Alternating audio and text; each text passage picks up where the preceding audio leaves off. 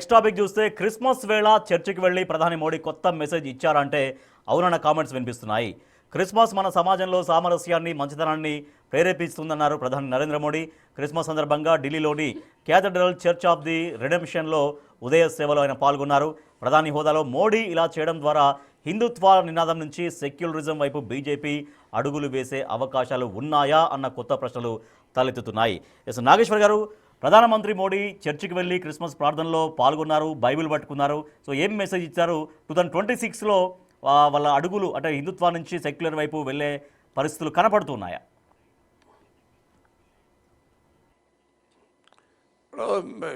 Television channel paper వైపుగా వెళ్తుంది అంటుంటుంది.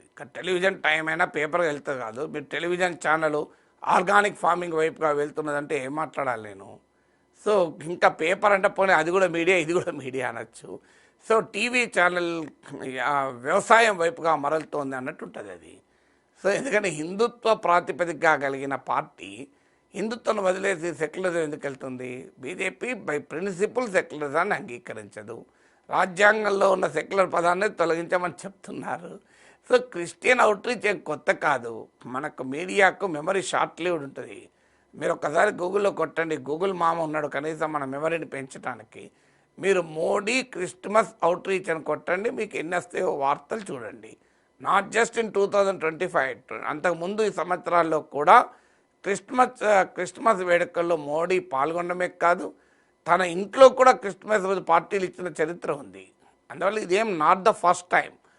ఎందుకంటే మైనారిటీస్ విషయంలో క్రిస్టియన్స్, ముస్లిమ్స్ విషయంలో బీజేపీ వైఖరి డిఫరెంట్గా ఉంటుంది. మీకు ముస్లిం మినిస్టర్లే దాదాపు ఎవరు లేరు. అంతకుముందు షానవాజ్ హుస్సేన్ అని ఒకరిద్దరు ఉండే వాళ్ళకైనా ఇప్పుడు ఎవరు లేరు.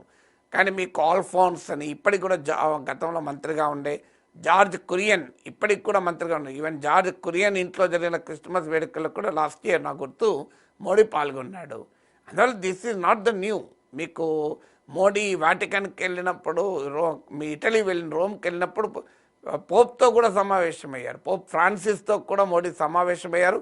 పోప్ ఫ్రాన్సిస్ను భారత్కి ఇన్వైట్ కూడా చేశాడు మోడీ. అందువల్ల క్రిస్టియన్ కమ్యూనిటీ అవుట్రీచ్ అనేది మీకు హైదరాబాద్లో జరిగిన జాతీయ కార్యవర్గ సమావేశంలో కూడా మోడీ ప్రత్యేకంగా చెప్పాడు.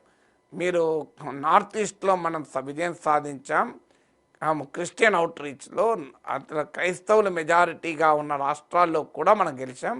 నార్త్ ఈస్ట్లో అక్కడ ప్రత్యేకంగా ఈవెన్ బీఫ్ విషయంలో కూడా బీజేపీ ఎగ్జంప్షన్ ఇచ్చింది. మీకు ఆశ్చర్యం వేస్తుంది. జెరూసలం పోయే వారికి మేము ఉచిత ప్రయాణం ఏర్పాటు చేస్తామని బీజేపీ మేనిఫెస్టోలో చెప్పింది.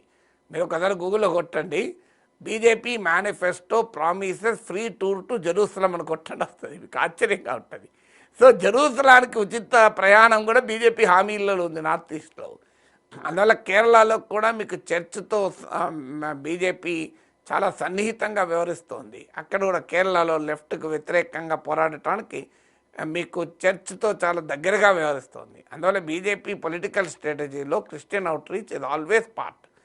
ఇక ముస్లింల విషయంలో మాత్రం యాంటీ ముస్లిం స్టాండ్ తీసుకుంటూ అక్కడ కూడా పాస్మండా ముస్లిమ్స్, వెనుకబడిన ముస్లింలకు తాము అనుకూలమని, ముస్లిం ఉమెన్కు తాను అనుకూలమని ఒక నెరేటివ్ బిల్డ్ చేసే ప్రయత్నం చేస్తున్నారు. ఇక్కడ హిందూ ముస్లిం డివైడ్ కోమో భారతదేశంలో చరిత్ర ఉంది.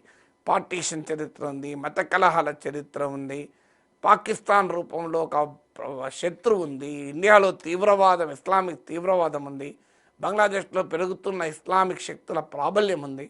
మీ క్రిస్టియన్స్ విషయంలో ఈ ఛాలెంజెస్ ఏవి లేవు. పోలరైజేషన్కు ఏమీ అడ్డంకి కాదు. హిందూ కన్సాలిడేషన్కు క్రిస్టియన్ అవుట్రీచ్ అడ్డంకి కాదు, కాస్త సప్లిమెంట్గా పనిచేస్తుంది కనుక ఎప్పటి నుంచో బీజేపీ ఆ పనిలో ఉంది కదా. రైట్, ఓకే అండి.